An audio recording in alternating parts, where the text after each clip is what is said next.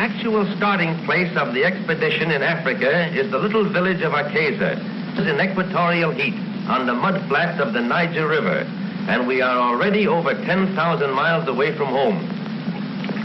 Adventurous missionaries, ivory traders, and elephant hunters have used this town as a jumping-off place many times before us, and signs of civilization are apparent.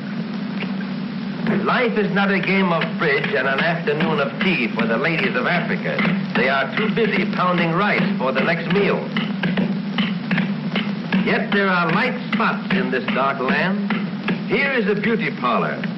She doesn't put in permanent waves. She's paid for trying to take them out. Anyway, she's trying to take out something.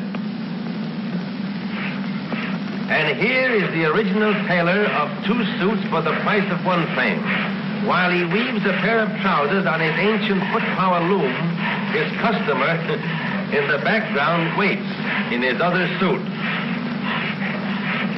This little group of elephant tusks is worth over $10,000, and each pair represents the death of a 4-ton animal. Here we charter an old-time wood-burning stern-wheeler, which will carry the expedition approximately 500 miles up the Niger River. From that point, we will travel by truck, and the foot safari will carry the supplies. Hundreds of gallons of gasoline and oil for the truck must be transported and deposited at convenient points along our proposed route. In this manner, or on the backs of our native quarters. We engage most of the town's population at 25 cents a day to chop wood for the boat and gather drift logs from along the riverbanks in their primitive canoes, which are hollowed out of a single tree.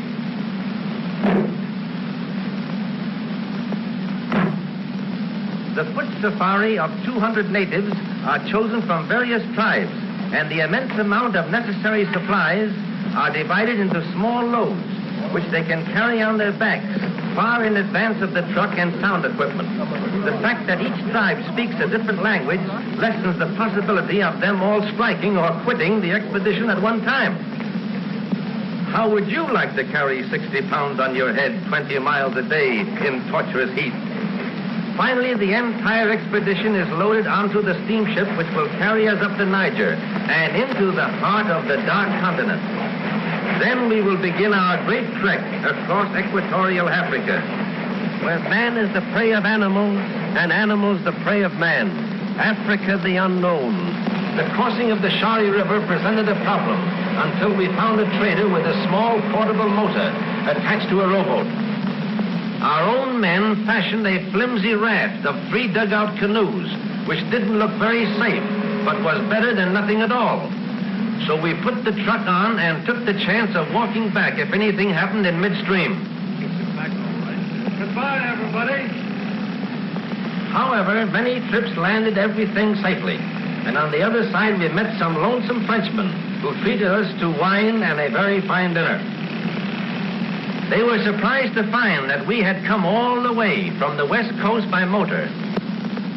At last we arrived on the edge of the great Ituri forest, in which elephants, the largest of all animals, and pygmies, the smallest of men, are found.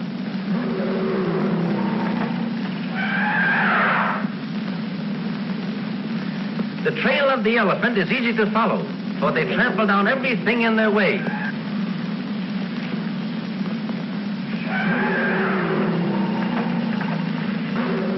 Larger in size, but comparable in bulk to the rhino, elephants differ greatly in brains.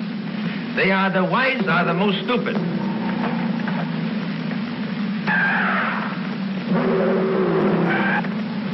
Their sight is very bad, but their scent and hearing are highly developed, making them most dangerous animals to approach.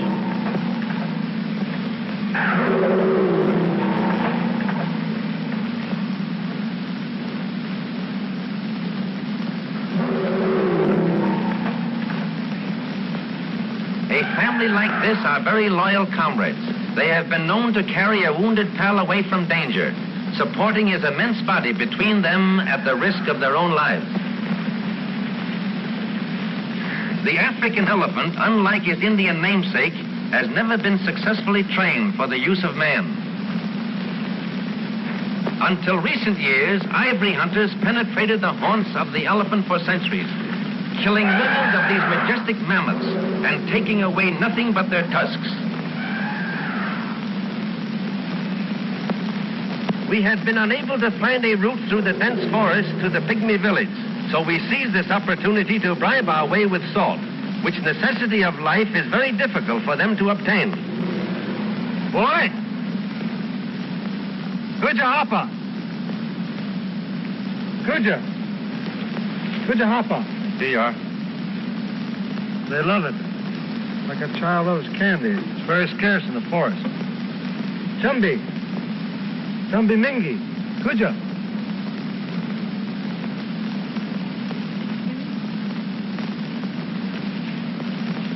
Chumbi Guinea? Ifa Minyata? Yo! He says he'll take us to the pygmy clearing if we bring plenty of salt. We better bring plenty of water. Something tells me he's going to be plenty thirsty. Finally, our little guide brought us to a clearing in the center of the deep Ituri forest, and hundreds of pygmies came from all directions to greet us. The average height is a little over 4 feet, and they rarely weigh more than 75 pounds, but they are well proportioned and comparatively strong. This is the smallest tribe of people in the world. They live in clans of 20 or 30, a few miles apart, and a representative of each family receives the salt.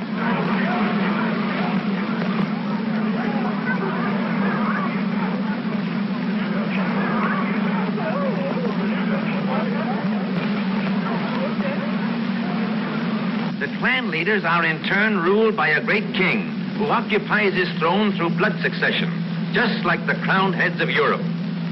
He is honoring us by coming in from the depths of his forest capital. We wanted to pay our respects to His Majesty there, but the darkness in the interior makes photography impossible, and the king graciously offered to come to us in the clearing. He is comparatively young, and both he and his subjects show character and intelligence. In this, they differ from most of the other African tribes. Besides supplying music for the dance, these great tom-toms boom out messages in a code similar to our telegraphy. Everybody dances in Pygmy Land, and their chanting, while not particularly harmonious, has a fast rhythm that makes the feet want to do things. These are the original hot dogs. The Pygmies have practiced companionate marriage for centuries, long before Judge Lindsay was ever heard of. If a marriage doesn't take after a year's tryout, they start all over again with a new wife. No one is allowed more than one wife at a time, except the king. He gets 2 for safety's sake, to ensure a son and future king. These are the queens. They are very modest and shy when the king is around. According to scientists who have made a study of the past history of this race, the pygmy is not really a Negro, and their faces certainly show a great similarity to nearly every other nationality in the world.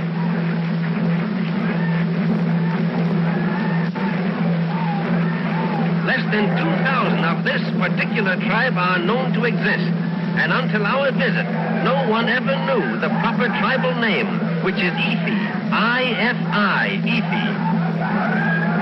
Here is an unusual fact. This peculiar style of wrestling is exactly the same as a very popular sport in Japan called rice wrestling, and here we find it in the center of Africa, 10,000 miles away. The idea of the thing is, the first one who is thrown off his feet is the loser. They make everything that they use, and the jungle furnishes them with food. Here they are constructing arrows. The shafts are made from the hearts of palm trees, which are strong, light, and durable. Look at these beautiful teeth. A dentist in Africa would have a great chance to starve to death. They mine and smelt their own iron, which they mold into arrowheads. The big savage in the center is the official poison mixer for the whole tribe. He actually stands only 5 feet 10 inches, but the difference in height is so noticeable that he looks like a giant beside them. This man belongs to another tribe and is maintained by the Pygmies for one purpose. He mixes the poison. Then they dip their arrows into it and put the blame on him for whatever they kill. Their own conscience is clear because the force of the arrow will not cause death, but the poison does. That's their way of escaping responsibility. Darn clever, these Pygmies. The large mound with the little house on it in the background is a great anthill. This is where we lived while here. They shoot very accurately, but depend more on the poison than the horse. Killed by their fat tummies.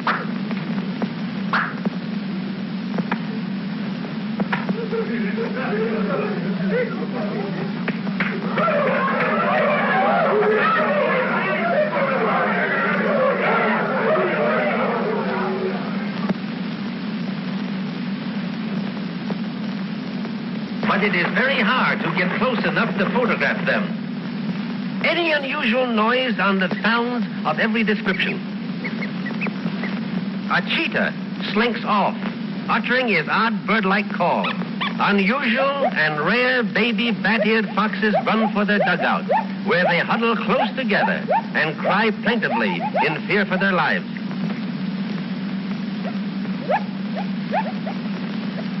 Even a herd of ostriches glide by.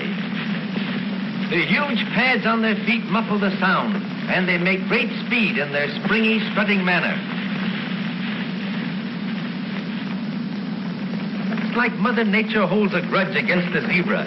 Its glaring stripes make it an outstanding target for beasts of prey in search of food. Almost powerless when attacked by a lion, but oh boy, they kick and bite viciously when bothered by other animals. Zebras in zoos over here rarely make any kind of a sound, but this shrill bark is common both day and night in Africa. The stripe patterns are like human fingerprints. No two are found alike.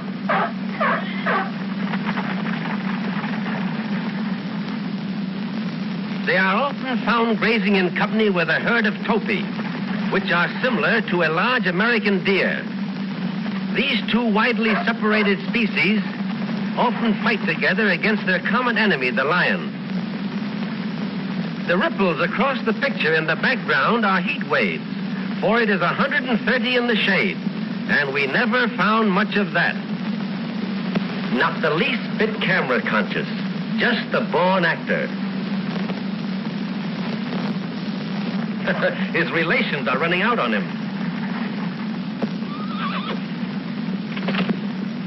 I don't know whether he's calling his mother or his father, but I guess he wants his mama.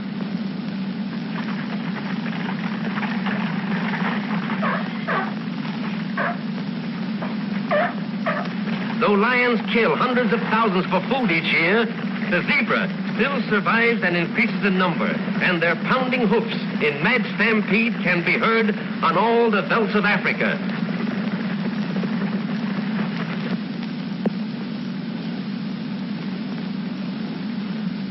Oh, the original rubberneck. You can't get close to a giraffe without him seeing you, but their curiosity is stronger than their fear, and often they'll stand 100 yards away and gaze steadily down at you. They are natural-born reachers. They will drink every day if near water, but they can get along without it for weeks at a time, thereby making a monkey out of the camel. A full-grown giraffe is the tallest animal on the face of the earth, often standing nearly 16 feet high. Hunters rarely kill these harmless monsters, but the natives often do, for the hide makes a bullwhip 30 feet long without a break.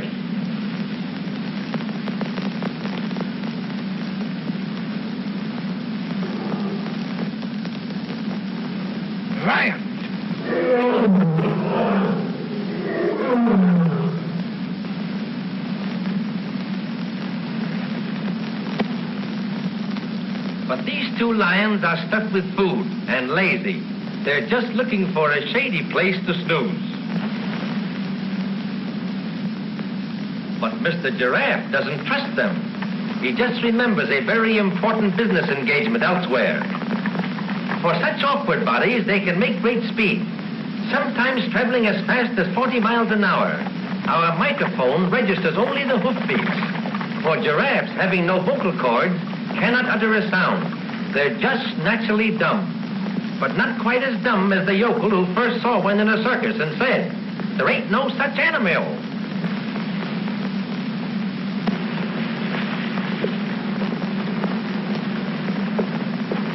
Here is a marvelous chance to study their peculiar rocking horse gallop. All 4 feet are never off the ground at one time.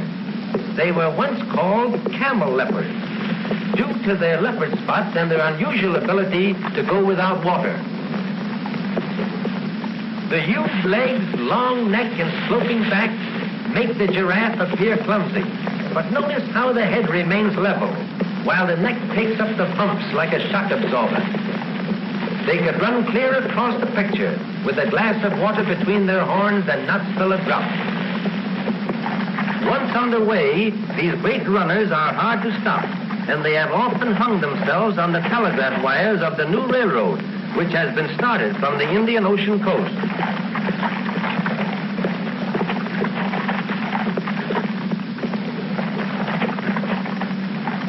The little youngsters keep up with the old folks, even leading at times.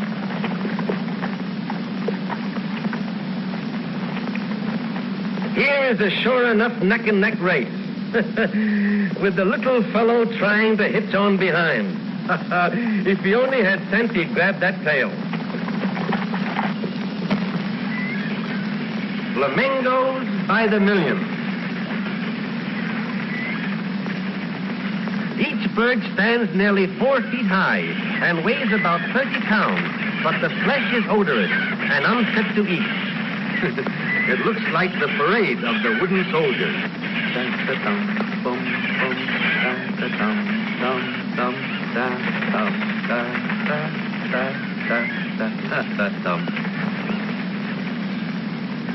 They appear to be floating, but in reality they are... It is an amazing sight to watch a flock numbering hundreds of thousands suddenly lift themselves into the air, so thick that they hide the sun. Thick is the reality of an artist's dream. A golden sun fades to a lovely pink in natural harmony with the color of the flamingo, that wing their way in vivid circles, but always within sight of the lake, which is their home in life and their grave in death. Watch the fish trying to gain the upper water so they can spawn in the place where they were born.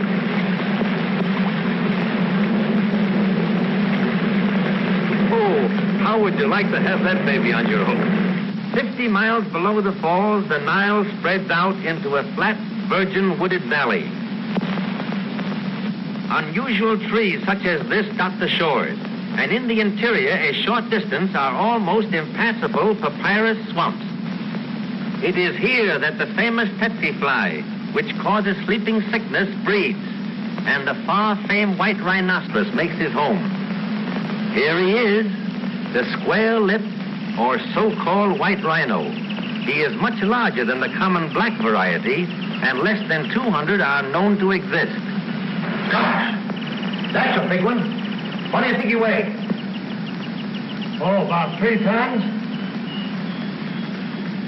Gee, all bulk and no brains.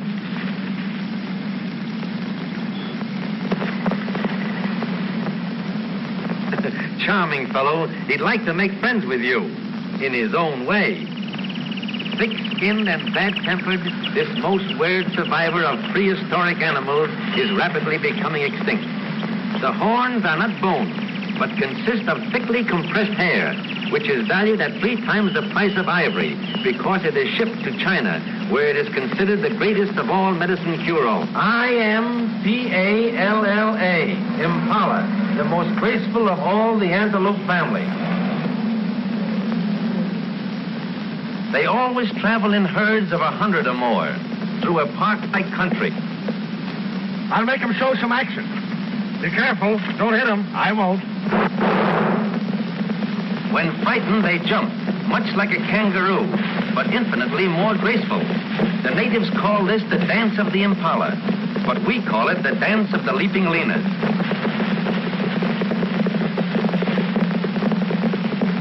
Look at that baby jump.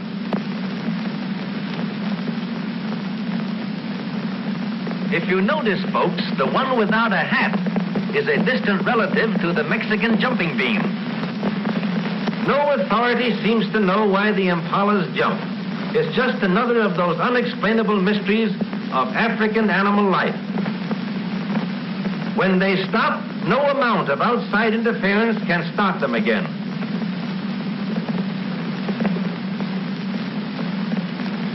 Sometimes they jump backwards to keep the dust out of their eyes.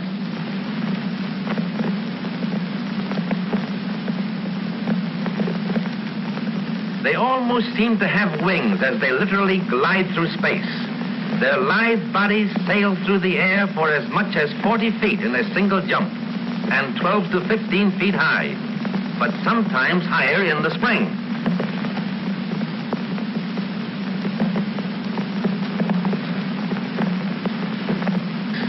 They jump higher on their mother's side than they do on their father's side. Here's a great job for a cowboy, breaking in one of these things. It's probably something they ate last night. There goes 3 of them up together.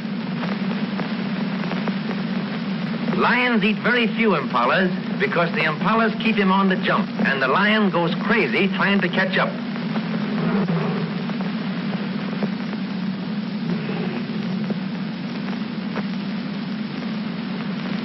Like a buffalo, they act like a cow and make a noise like a lion, all of which means that something went wrong somewhere.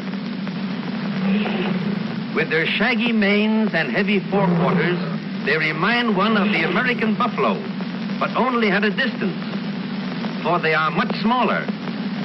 They always roam through fairly open country in great herds, and when the sun is in back of them, their white beards make them visible for miles. Though they have a placid cow-like expression, they will charge without notice, and fight together have been known to kill a lion. Dozens of them huddle under one small tree to escape the terrific heat, for she is scarce.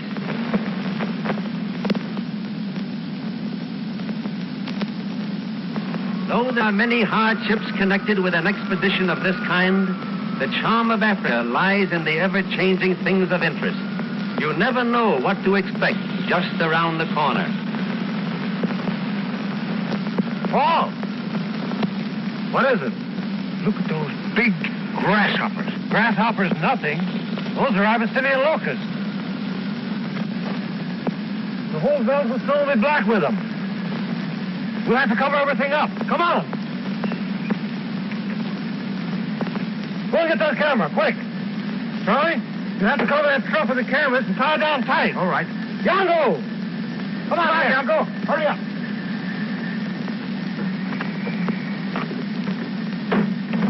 Get a hold of that crap, quick. Come on, pull it right down. Come on with that camera. I'll help them on the truck. Get over there, get this rope. Go on around there, Mickey. Hurry up. You got it? Tomorrow I will bring locusts unto thy coast, and they shall eat every tree which groweth for you out of the field. This tremendous swarm is just such a visitation of locusts as Moses called down to punish the wicked Pharaoh of Egypt 3,500 years ago. They'll be on us in a minute. Let's photograph them from the inside.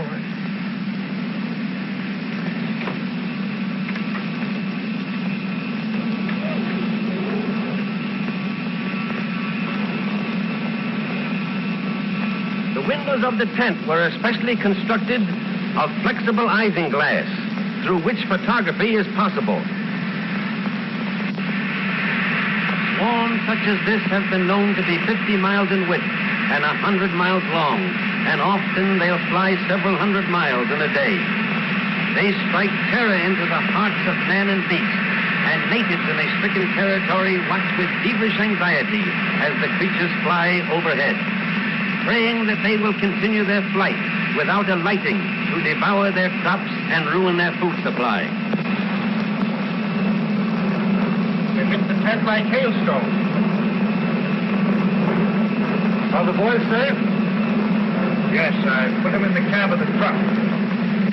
Like an enormous storm of black flakes, they cover the earth in a ravenous horde, eating every bit of grass in their path. Every animal leaves the stricken area, and hundreds die in their frantic efforts to shake off the pests.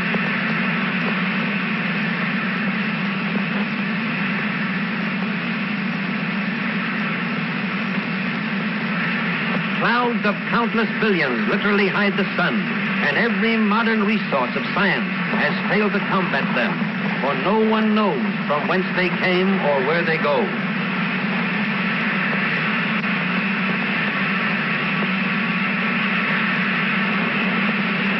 Hand of a higher power, the wildebeest know by instinct that the only way to escape disaster is by taking a course at right angles to the wind, because the locusts fly with the wind.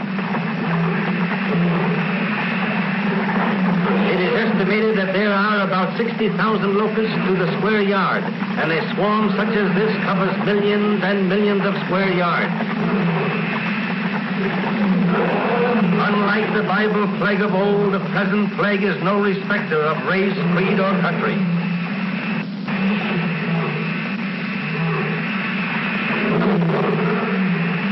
The stampeding wildebeests raise clouds of giant hoppers, which have settled on the ground. The frantic animals must travel more than 50 miles through insect storms before they can eat or drink again.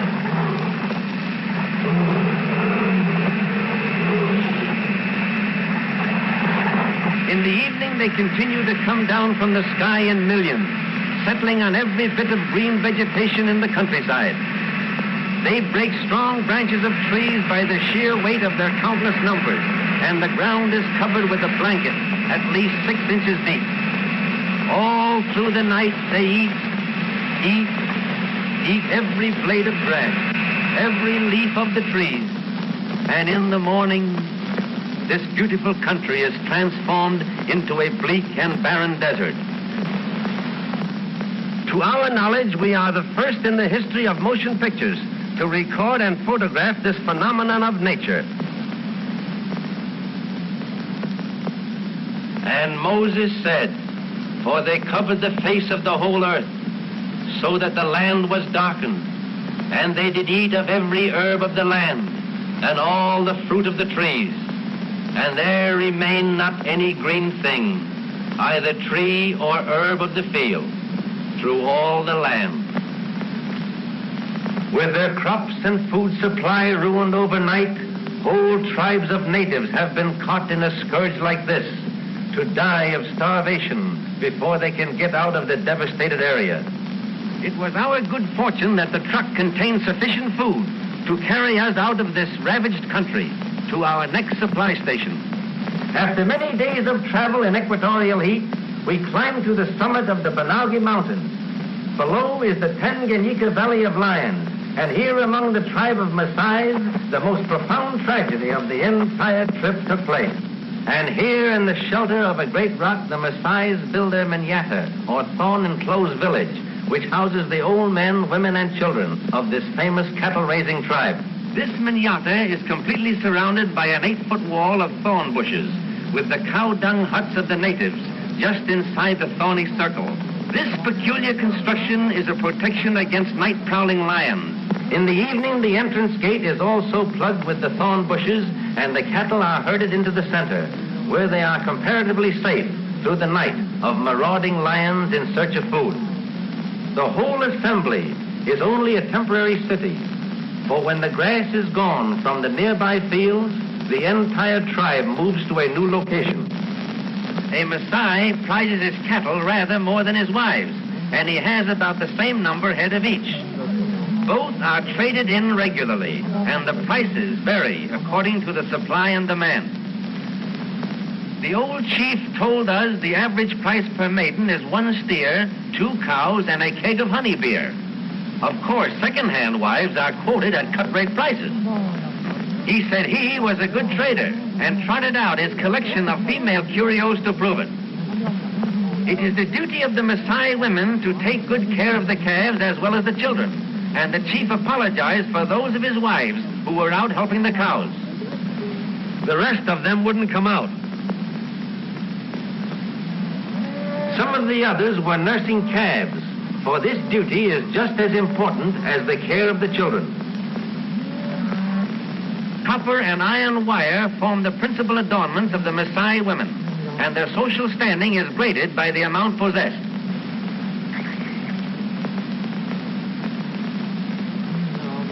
Some of the favorites can hardly lift their arms because of the weight of the many metal rings for which the fond husband has traded his precious cattle.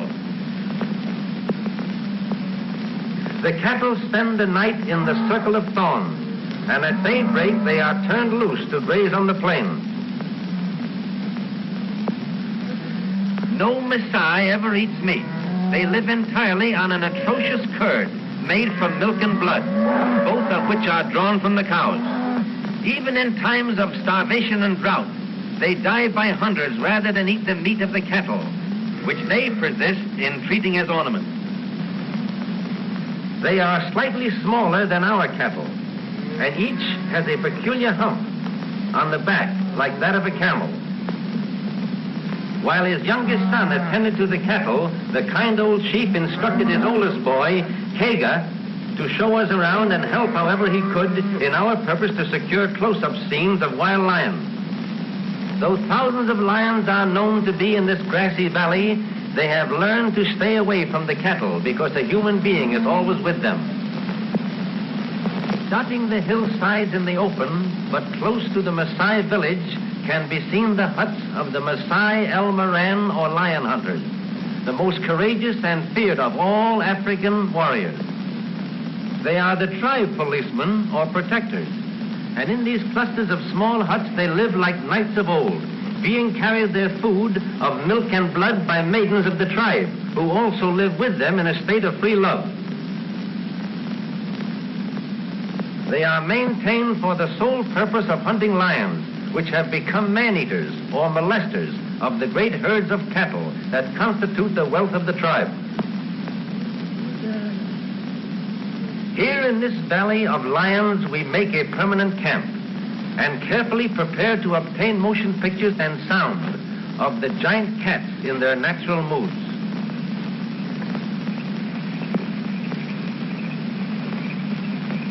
You know, this reminds me of a duck blind back home.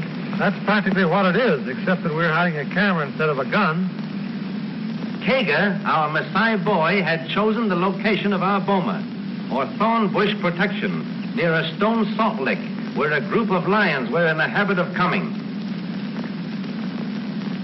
On his ant hill throne he scans his realm, always in search of an unwary wildebeest, zebra or warthog, which will afford a target for his hunting skill or satisfy his enormous appetite. They prefer zebra meat to any, and kills like this are to be seen nearly every day. Next to the zebra, harmless gazelles make easy prey for even the smallest of the killers. A hungry lion will stalk and kill any animal it sees, and there are few, with the exception of the rhino and elephant, which are comparatively safe.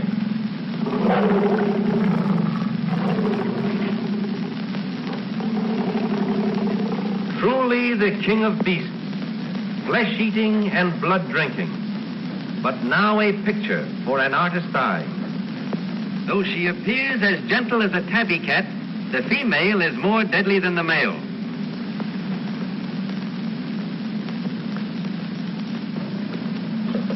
Look, she sees us. Quiet. Look out. Here is a remarkable photograph. 2 lions have made a wildebeest kill, and the herd can be seen in the background, even before they had a chance to get away.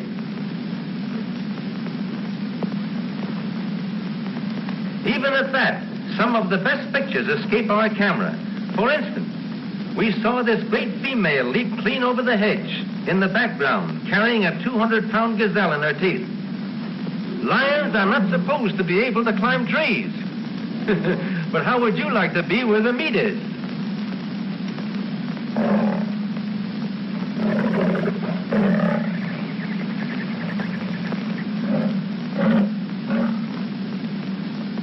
The heat at all times is almost unbearable to both man and beast.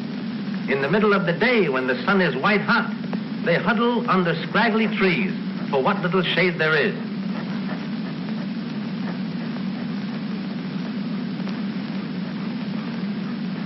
Lions are rarely found in large numbers, and it is quite unusual to photograph 7 at one time. At 3 months of age, the cubs cry for meat, and mother must provide. For these have not yet reached the age when they can make a kill of their own.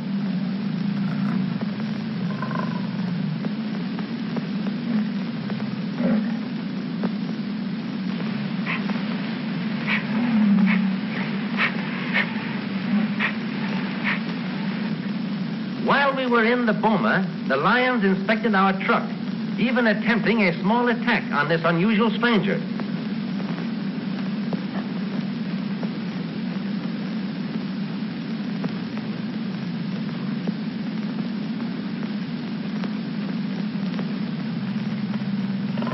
They tore off a spare tire and slyly took a little nibble at it. They seem much surprised when it doesn't bite back.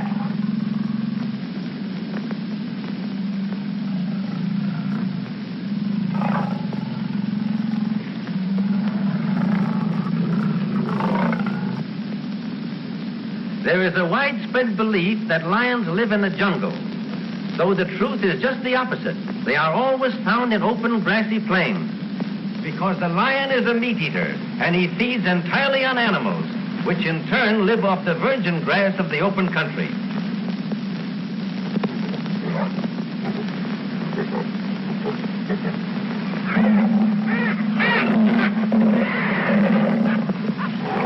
She carries this 200 pounds of dead weight like a house cat would a mouse.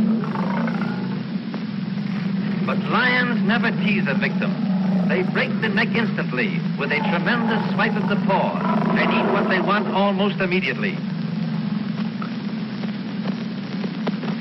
Others have caught the scent of the kill and come in uninvited to attend the banquet.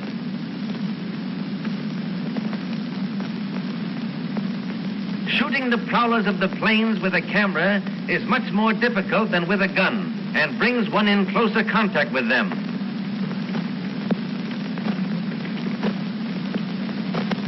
There are no place cards at this feast, but despite their noticeable lack of manners, it is a remarkable fact that they seldom quarrel over a kill, but share it amicably.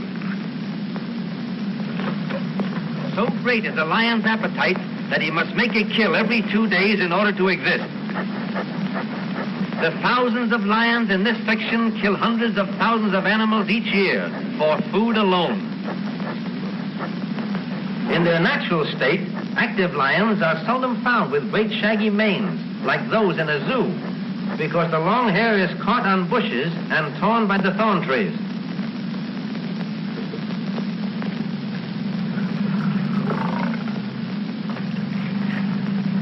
Trigger!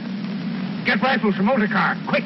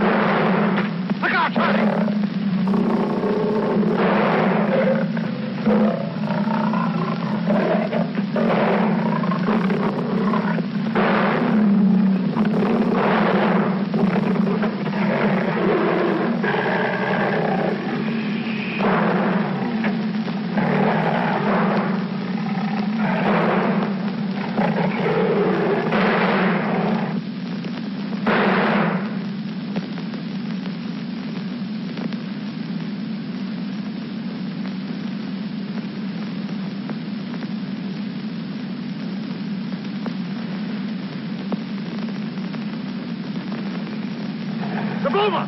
Quick!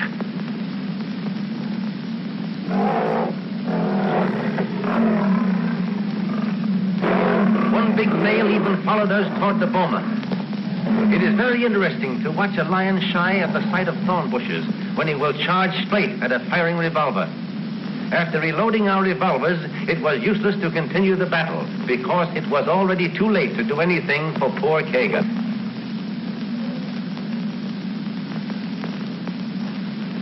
Handicapped as we were, with the rifles in the truck, we were forced to wait the rest of the afternoon for the lions to leave.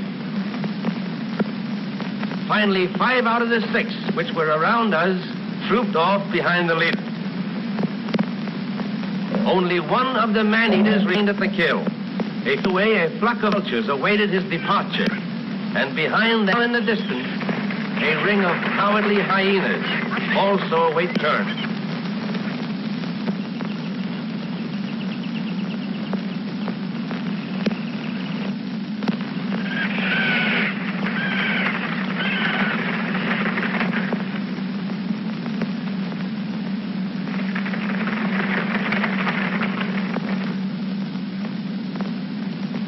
It's going to be tough to tell the poor old chief about Kaga.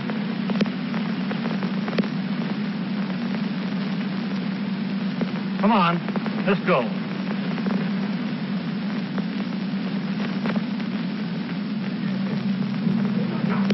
The code of savage, aid for a life. The council of the elders are meeting to decide which of the warriors shall be sent out after the lion. They have long been accustomed to kill with the spear, lions which are man-eaters or their cattle.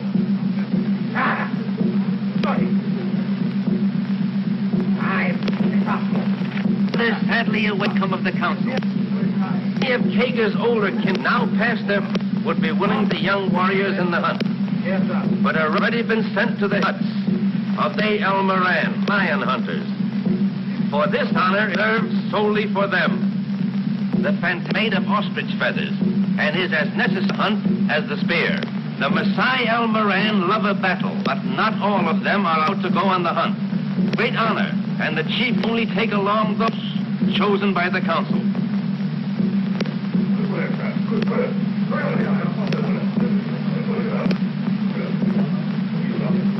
Most of the younger warriors wear headdresses made from the manes of the lion they have killed. All their lives they have lived foods, blood, milk, and water, and they are as fit as lions they hunt, cruel and fearless. They let us come along to photograph the hunt, only on our solemn promise not to shoot the lion.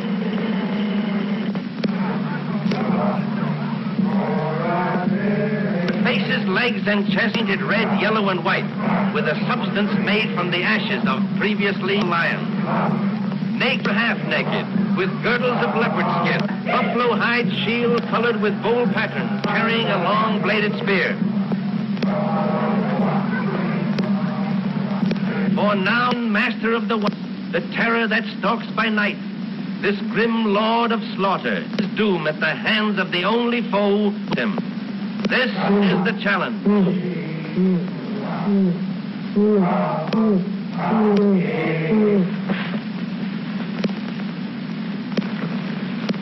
They in unison, the sun, and moon fierce singing hills up a furious wrath at the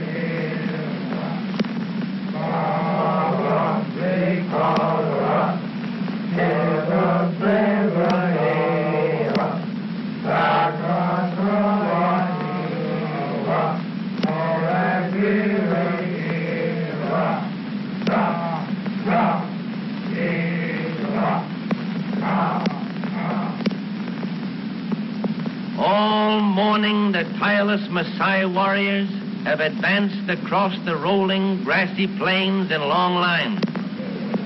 beating across a circle 12 miles in diameter, lie as panthers, their great muscles rippling under their smooth, dark skin. Suddenly, a short distance ahead, a great female spied us and darted off to the right. We were tempted to shoot her, but we could not break our promise with the Maasai chieftain. Now the hunters form the final circle around us. The razor-sharp spearheads glint like silver in the sun rays, and their savage yells become shrill in anticipation of victory. The lioness takes temporary refuge in a creed. And now we see that there are two of them, but it is too late to inform the Maasai. In small groups, the spearmen come closer and gradually form the ring of death. One by one, they take their ring, and each, when he is near enough, crouches behind his shield. Spear in hand, his eager face gleaming over the rim. Shields held steady to body, and quivering spears poised for instant action, the men in front brace themselves for the shock of the rushing charge. The lioness watches them closely, unafraid, and seemingly withholding her charge until they are ready. At last, the tense ring is complete. It is a wild sight, the ring of spearmen intent, silent, bent on blood, and in the center, a great man-killing beast. This ring, once formed, must not be broken, for the man who steps back in face of a charge is forever branded a coward. Finally, with a tremendous roar, she charges. The crowded moment begins. The leader plunges his beast. Strikes him. He's down. His shield protects him. He's up again. Not a man's back. The spears drive clear to the ferocious beast. Look out! There's an... It's the male, fighting to protect his own.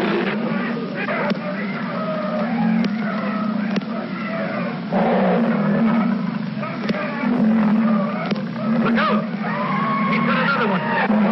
Quick as lightning, the spears flash again. As he falls in death, he fights with the spear.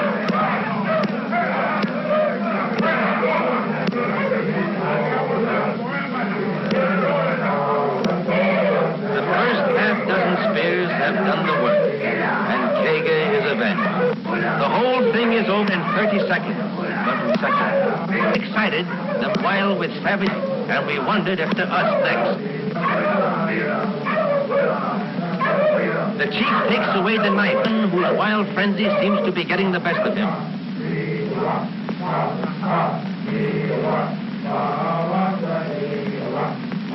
Strange to say, the victors appear unhappy over their victory, for the lion is symbol to them of everything great, and they worship his power with deep respect. Finally, the end of this day of thrills is the Maasai tribute to their fallen foe. Reverently, they move the carcass of the lion on another spot than that on which it died.